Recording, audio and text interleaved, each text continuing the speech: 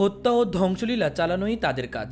ক্ষিপ্রগতিতে যে জাতি একসময় ঘৃণার বাণী ছড়িয়েছে, পৃথিবীর শেষে আবারও তারা ফিরে আসবে, ছড়াবে ধ্বংসলীলা।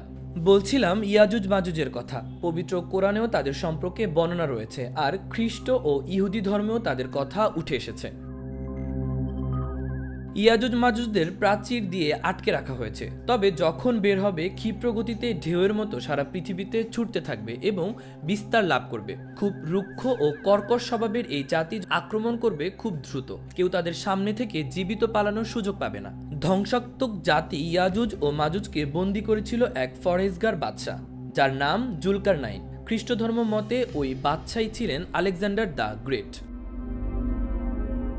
জুলকারনাইন ছিলেন ইমানদার, খুবই ক্ষমতাধর একজন শাসক। তিনি ন্যায় বিচার প্রতিষ্ঠায় তার সৈন্যদল নিয়ে ভ্রমণ করতেন। তার এমন এক ভ্রমণের ঘটনা আল্লাহ পাক পবিত্র কোরআনে সূরা কাহাফে বর্ণনা করেছেন। মানব সভ্যতা থেকে বহুদূরে দুটি পর্বতের মাঝে তিনি এক জাতিকে দেখলেন যাদের ভাষা দুর্বোধ্য ছিল, কিন্তু সেই জাতি ইশারা ইঙ্গিতে জুলকারনাইনকে বলল, ইয়াজুজ ও মাজুজ তাদের ওপর অনেক অত্যাচার করছে, চালাচ্ছে হত্যাযজ্ঞ।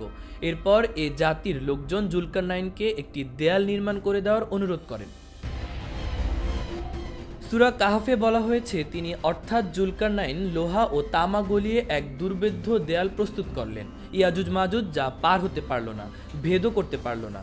মহান আল্লাহর অনুগ্রহে বন্দী হলো ধ্বংসাত্মক জাতিটি। শাসক জুলকারনাইন ইয়াজুজ মাজুজদের প্রাচীর দিয়ে আটকে রাখলেও কিয়ামতের আগে হযরত ঈসা আলাইহিস সালামের পৃথিবীতে পুনরাগমনের আগে তারা ওই প্রাচীর ভেঙে বেরিয়ে আসবে।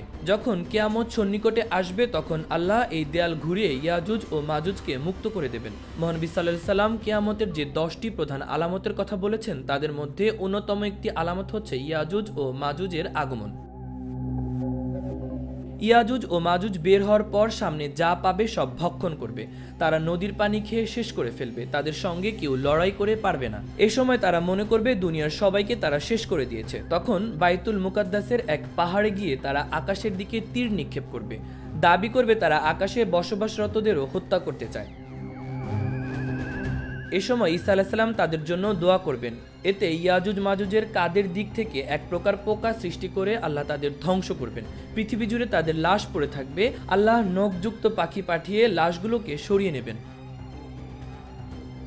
মাহবুবুর রহমান ইমন, খবর সংযোগ।